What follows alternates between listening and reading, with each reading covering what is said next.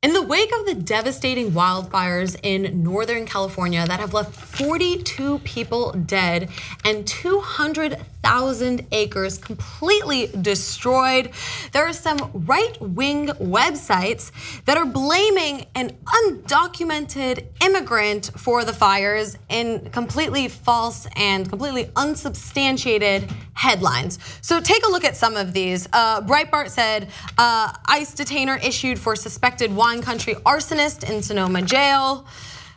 So we have that one, and then we have this one here from American News 24/7. Report homeless arsonist behind California wildfire that killed 40 people is an illegal alien. So before I get into the story, no human is illegal, thank you very much. But these rumors flared after officials arrested a 29-year-old man in Maxwell Farms Regional Park last weekend. Now his name is Jesus Fabian Gonzalez, and he's a homeless man that is known to deputies. And he had started a fire to keep warm, all right? Now, according to the Sonoma County Sheriff, Rob Giordano, he says that there's a story out there that he's the arsonist in these fires, and he says that's not the case. There's no indication he's related to these fires at all. I wanted to kill that speculation right now, so we didn't have things running too far out of control. Now, before we get into some of the details of this fire that he started, that he admits to starting. He says that he started this fire to warm himself up. He tried to extinguish some of it, and then the deputies that found him extinguished the majority of the fire before even firefighters came up. This happened just on Tuesday, and then the Sonoma fires started over a week ago. So just timeline-wise, their facts are a little muddy. But they posted that on Monday that he had been arrested, but hours later, Breitbart and the right wing picked up the story, all right? But here's like the really, really interesting part about this story is that the Sonoma County Sheriff, Sergeant Spencer Crum, said that when he got calls from Breitbart News and InfoWars, all they asked about was Gonzalez's ethnicity and whether ICE had placed a detainer on him. They didn't ask any follow-up questions about whether or not they thought he was the arsonist. They just ran with that story. And then of course, people on Facebook, people on Twitter ran with this story. So there's this entire conspiracy theory that an undocumented immigrant was an arsonist, and that's why we can't have sanctuary cities and sanctuary states. But unfortunately, that's not the case. Nice scapegoat, though. Yeah, it's crazy how quickly it escalates. Yeah. And how ironic it's a wildfire story.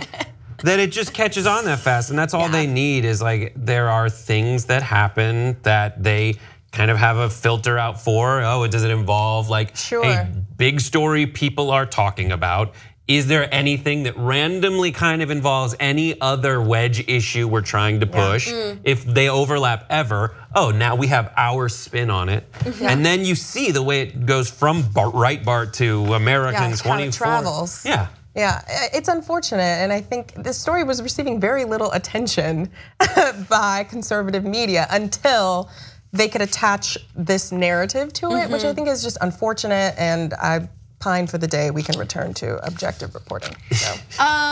So I have been reading Breitbart, and I've been trying. Are you okay? Do you need anything? No, because I think it's important to understand what the other side is reading, right? And so I've been looking at it, and these articles are, and the headlines are so clickbaity, right? They do a very good job at making clickbaity articles.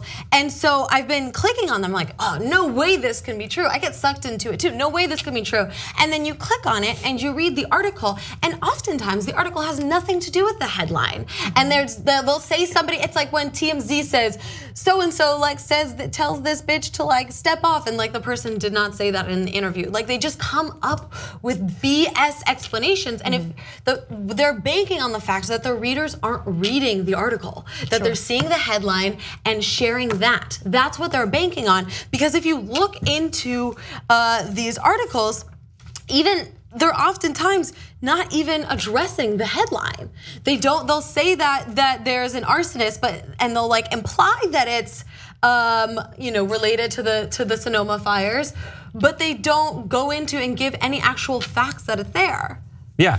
Right, because even if you look at this one, it's like ICE detainer issued for suspected wine country arsonist in Sonoma jail. So the idea was someone called that there was a fire. Right. The location is wine country.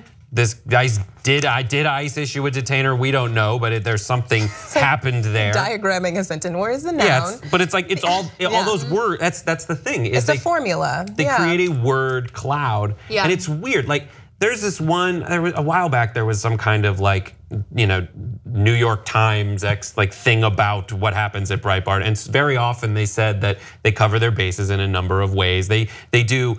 Salacious headlines, but if you come after them, technically the article doesn't have all those things that the headline implies. They're very careful about that. And they'll like hire people of the ethnicity that this one goes after. Sure. So they say they're like, I have a Muslim. Yeah. Instead of a Muslim friend, it's a Muslim editor. Like I have a lot of Muslim editors. They vetted it, and it's fine. It's frustrating. Something interesting that's happening in Italy. Is Italy on October 31st is going to start having it's 8,000 schools or something is going to have a fake news curriculum that they teach to their kids in partnership with Facebook and other companies like that. They are going to give Facebook. Kids right in partnership with Facebook. So Facebook, obviously, whether they're going out and earnestly trying to stop this or it's a PR stunt. I don't care. I like that it's happening, and that's what happens when we all put pressure on people to act better. Sure. So they are going to launch this, and they're giving kids like a bunch of different things they can do when they see a story. And I like that they're doing it with kids. Because that's great. I want the children are our future. I think they should do it with grown-ups. Because I think one of the problems is like people think that if they see something in a headline format with an article after it, it's news. I mean, I feel like now it's just like so trite to say, but it's worth it saying they're having kids call experts, re-report the story and fix it. Yeah, no, that's fantastic. No, I do think that's very important. I think that's amazing.